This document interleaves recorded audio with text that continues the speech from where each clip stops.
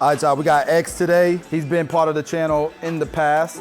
No, I've never cut your hair before? No, bro. Really? I thought I cut your hair before. All right, so what you getting done? Anything you want, bro. Okay, what do you usually get done? That way I get a feel of. I used to have like platinum not too long ago, so I just buzzed it off. Thinking about growing it back, but honestly, I'm free canvas, bro. Like I used to get like, I've got high fades, I've got mid fades. I'm free canvas, I'm game. Cool. All right, y'all heard it, guys. Free game. Let's do this. Listen, if you're a barber that wants to achieve financial freedom. Financial freedom is when your passive income exceeds your lifestyle costs. In order to get the passive income, you have to buy assets that produce cash flow without you being involved. In order to do that, you need to become bankable. Jordan knew that, so he joined Pi Accounting. He saved much more in taxes by doing this and was able to put more cash into his investments. He was able to show proof of income. We made sure his credit score was top tier, and we worked with our partners to make sure he was pre-approved. Today, at 22 years old, he just bought his first duplex. This duplex is gonna make him anywhere from $800 to $900 a month passively. If you bought one of these every year, how long would it take you to be financially free? Join us at Pi Accounting so we can help you get your finances in order and on your way to financial freedom. We're not just an accounting firm that's trying to file your tax returns. We're a full suite of services helping barbers and professionals in the beauty industry build wealth. Apparently, this is my first time cutting X's hair. I thought I cut his hair before. And you guys can kind of tell I'm combing the hair. I'm looking at the way that it's laying. And I can tell you there's definitely a problem in the crown area. You know, we're gonna have to try to reserve. Aside from that, he's got a good canvas. I was a little nervous about all of the indents and stuff on his scalp. Like, I would not want to do a low fade on him. It would suck. And I also think that his head shape isn't really necessarily great for a low fade. He's got more like a squared head shape. No knock to him. You got square, you got oval, you got round, you got triangle. Like, there's all kinds of different head shapes, all right? No horrible head shape, even though, you know, people say oval is supposed to be the best head shape. We're gonna go ahead and start the top. I'm gonna go ahead and wet the hair. He said he wanted a little bit of a trim on top. And so I'm starting at the crown because his hair's so short. It just helps me control the hair a little bit better. And I'm taking 1/2 inch sections after I've cut and I can see my last guideline before my new guideline, right? My new cut. And I don't need to cut beyond this panel because the round of the head, I want to keep that weight, and that's kind of what I'm pointing out, that I'm okay with just cutting right here at the very top, the apex of the head, making sure that's cut straight across and squared.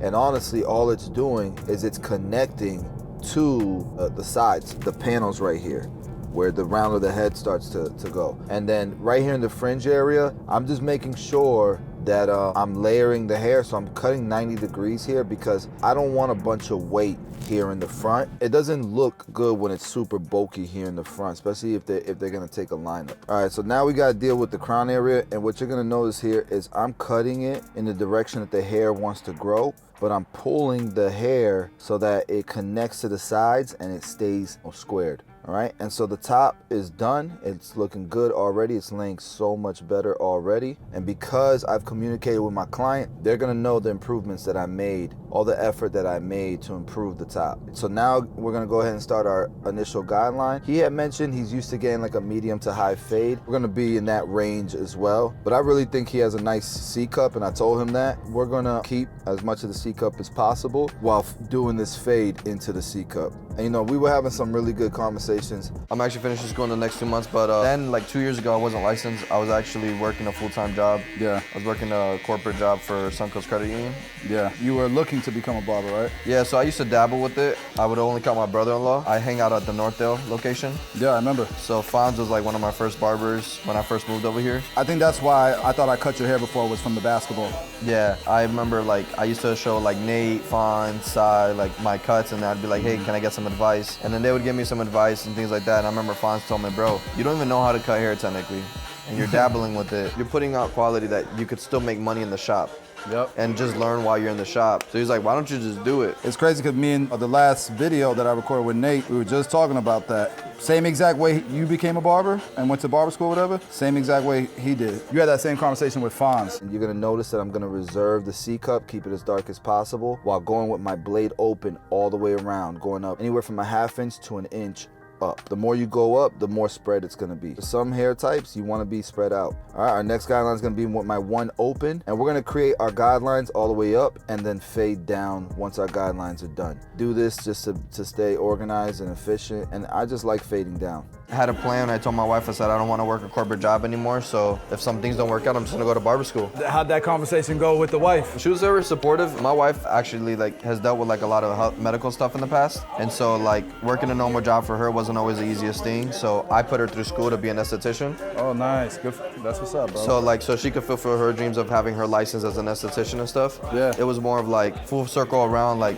I provided for our family, and like now it was like she wanted me to fulfill my dreams. She's always known I wanted to be a barber. So now she's holding it down. So now she's like helping me like fulfill my dreams in a sense. Our next guideline's creating with the 2 open all the way around, and now we have all our guidelines. You know, it's just a lot of sacrifice to, you know, to be able to provide that life, you know, that career, or like starting out my career as a barber, because I'm passionate about this. So It's gonna pay off, man, and it's gonna feel so good when it does, you know? So now that we have all of our guidelines, I'm gonna go ahead and start to fade out that number 2 open with a 2 closed, and then we'll follow it up with a 1.5 guard open, and then close it little by little until the first guideline is gone. And I'm not gonna worry about above the 2 guard open. We'll take care of that later. You guys know X is talking about the mentorship. yeah, Go ahead. 6-figure mentorship. It was dope, man. Like just like how you broke down like the short term and like the fast way to get it, like like financial advisors and stuff like that. Like very common. Like you go to it and you'll do that long term thing, but like there's a way to do things fast term and like get it done like a correct way. And it's dope that you're providing that for us too. So that is something like I know when I make money, like I will be interested in something like that, because I've always said it, like we're as good as like our body takes us, you know, like think about it, like we do this because our hands are good, but like imagine if our hands aren't good. Not guaranteed, man. It's not guaranteed. Like tomorrow's never guaranteed. So at an early age, like I've always learned about investments and like pride myself trying to learn those things. Yeah. Once we've done that, we'll drop down to our 1 guard open using our corners, and then close it little by little until that next guideline is gone. And see how it just keeps me organized and actually more efficient. The fade's already coming out pretty clean. Once we've done that, we'll follow it up with the half guard all the way open, and then close it until that guideline is erased. And then we can go no guard blade open and fade down from there until that bottom line is gone. And I'll let you guys watch that happen. Yeah, and I think a big push for me too is like, I don't know, I always tell everybody, but like growing up Hispanic, I feel like, not that we're not taught well, but like, I feel like a lot of times, a lot of things are lacking. Especially when I was growing up, like my parents always used to tell me like they wanted me to be better than them, but it was almost like, they didn't know how to teach you how to be better than them. And I feel like also there's like a stigma like being broke is okay in a Hispanic culture. I just wanted to break that, like from my family. Like I wanted to be the change. I can be successful. I feel like sometimes a lot of like Hispanic families, to make themselves feel better, they say, you know, you don't need all those things. That stuff is a waste of money. I remember like low key would hate people who would buy nice big houses and be like, oh, that's just a waste of money. I don't know why people do that. It's stupid. Nah, in reality, it's just we couldn't afford to do it. For sure. You know, like the nice cars, all that stuff. Like, no, it's true. Once that's done, bulk of the fade is done, and now we're gonna focus on that transition from the fade to the top. I'm gonna start off with my number 4 guard and fade down from there. So number 4, and then 3 open, and then 3 closed, and then we'll go back to our 2 open, and that transition should be done. Once that transition is done, we will begin the lineup. I'm gonna start with the peak of the C cup right up here, and then we'll go to the bottom of the C cup, and then we'll connect it. We'll connect the dots. And that's how we create our C cup. We're trying to keep the hairline natural. His hairline right here, especially his vertical bars, it grows in really close. This guy will never go bald. You don't want it to be natural because it's gonna look funny. He's gonna look like he has an iPhone hairline. You do need to be a little bit cosmetic here, which you can see in the past it was cosmetic. So we're just gonna follow that line, try to keep it as natural as possible without it looking like an iPhone hairline. And we're gonna do the same exact steps on this side, making sure that the hairline matches. I think this side was brought back just a tad bit too far back. We're gonna keep it a little bit wider out. What we'll have to do just until it grows back, we put enhancements, and I think in a few days, you know, his hair looks like it grows really fast. It should look a lot darker and grow back in nicer. So the next time he gets a haircut, he has a nicer full lineup. So once I've done that, I'm gonna start lining up the middle of the hairline, and then we'll walk the hairline to each corner or go from each corner over to the middle. And then we'll just have to keep following up the hairline using some holding spray until it looks decent. right? One thing you're gonna notice is once I'm done with the rough draft of the lineup, I'm gonna go in and start detailing. So I may go in and retrace my steps. I might start off with a 1.5 guard and retrace my steps fading down until it looks better. And this is a technique I wanted to share with you guys that I think is pretty dope. I like to use the straight razor right here in the front of the hairline to remove some layers of hair so that it sits closer, nicer to the hairline. And I think that will also improve the lineup. So I don't know if you guys noticed the difference from the right side to the left, but I think it makes a hell of a difference. It allows the hairline to look crispier. And then once we've done that, we got the rough draft in. The haircut looks good. The fade is nice. We have not used the razor. I could have got the hairline tighter with the razor, but I don't want to do double the work. We're going to enhance it first and then do the razor. I'm using the Beam Team XL. You can get at tomb45.com. I'm using the clutch card, which you can get at tomb45.com. And I'm using Tomb 45 No Drip Color Enhancement, the top selling color enhancement. Safe on the skin.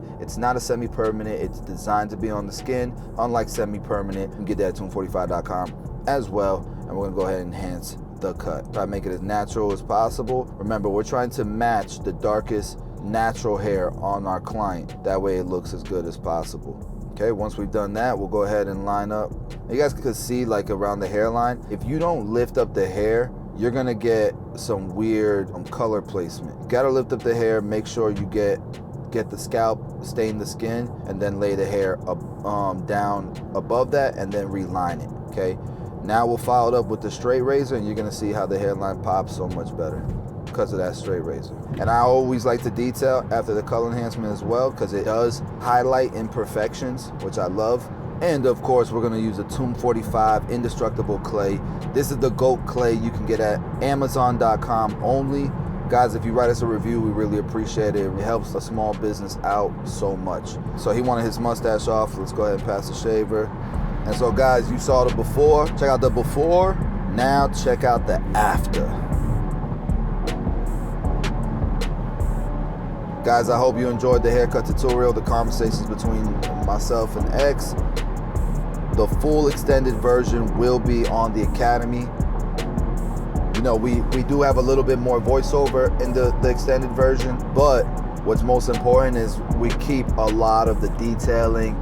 So there might be some background music and stuff, but you'll be able to see a lot of the detailing. If you're really into the details, you'll just see more of the cut being done. So you can watch that at tomb45academy.com. Link is in the description. $20 a month, cancel anytime. All right, guys, I will see y'all in the next video.